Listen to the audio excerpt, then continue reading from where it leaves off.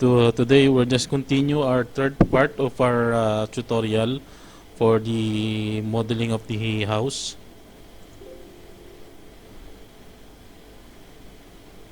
This is our rendered image of the house. We can see that we have two windows in front and then one arch window in the middle. So we will try to do that. The polygons on the window part, and then using the edges, we will use also the bridge to connect it. And on this part, we will remove also some of the polygons to create the opening of the doors. So same procedure, but this time it's using cup on edit poly and then bridge. On this wall there is a small window, a high window. So what we are going to do is to make using the plan, the reference elevation, and also we will create a rectangular shape to create the opening of our window, small window. So for this window is 40 centimeter height.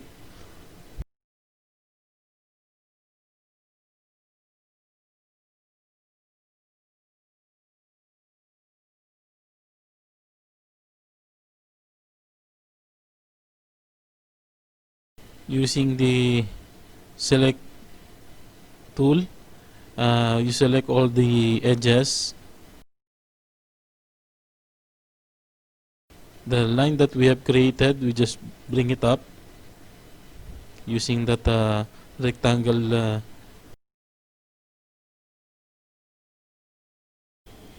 We can now remove the plane to create the opening of the window on this part.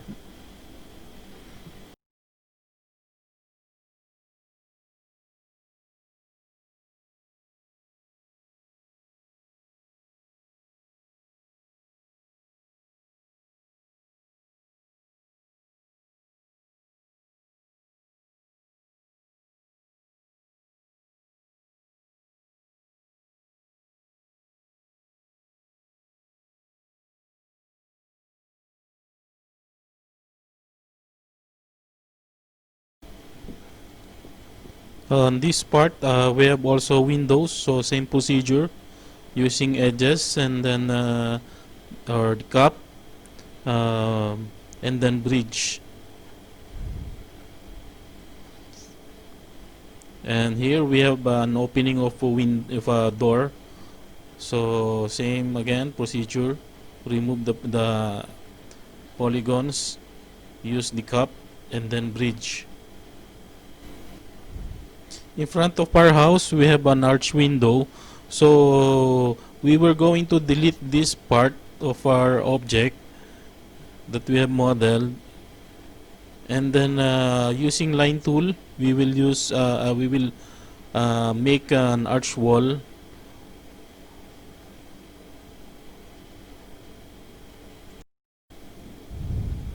Okay, so using the air elevation, our CAD elevation, we will do the arch wall here.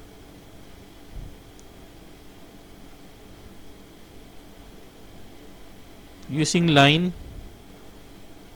we will trace the shape of the arch and the wall, the outer wall.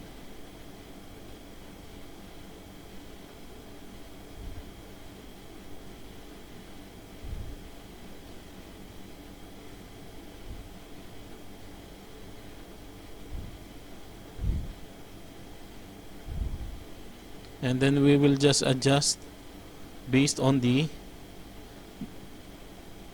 vertices. We will just adjust based on the traced elevation.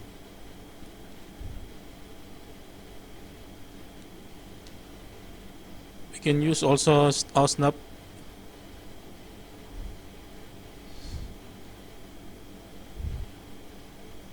to be accurate.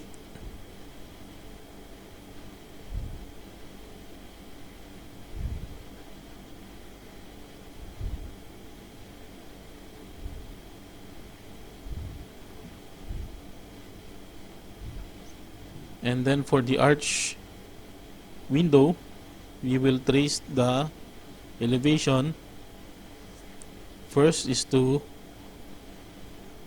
do a rectangular shape, and then just adjust the vertices,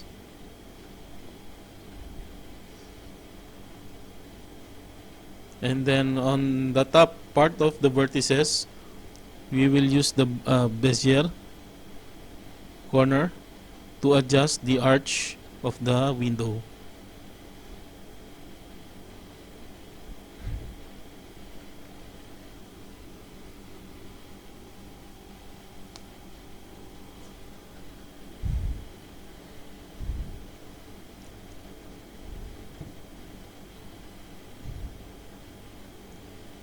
And then we select the two lines, the outer line and the arch line, and then attach.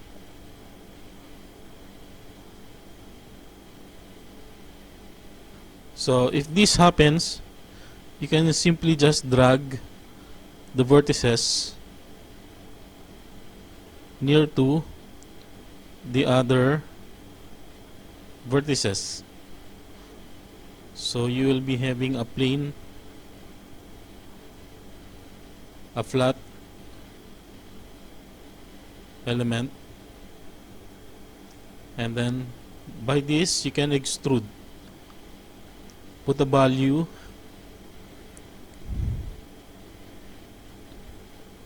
now we already create our window or the wall in front of the house with the arch window. Let's just move it to the proper place.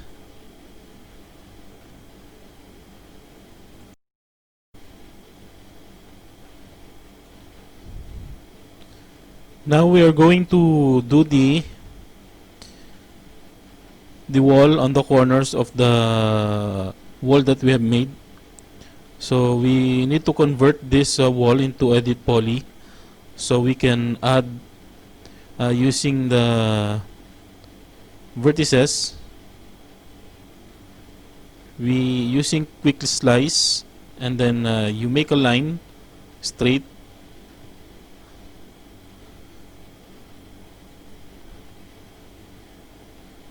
parallel to the line of our wall, first wall, and then at the back of the object of the wall we can simply extrude using polygon. You select the polygons on both sides and then extrude.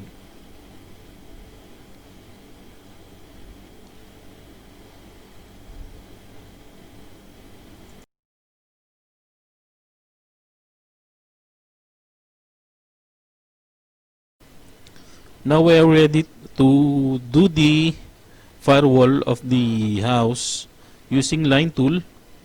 Just make a line tracing the elevation of the house.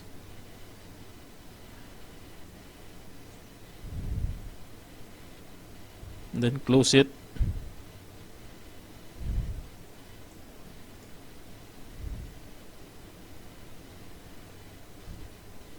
Bring it on the proper place.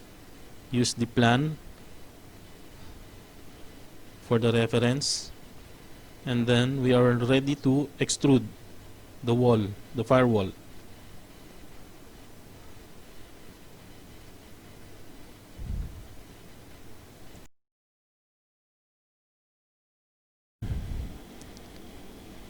Okay, so let's just do some necessary arrangement or placement of the wall. Let's just adjust the thickness of the firewall, and then check some of the walls that is properly aligned into your based from your reference of your plan and on the elevation. Okay, and then try to convert most of the elements as a edit poly, so we can adjust more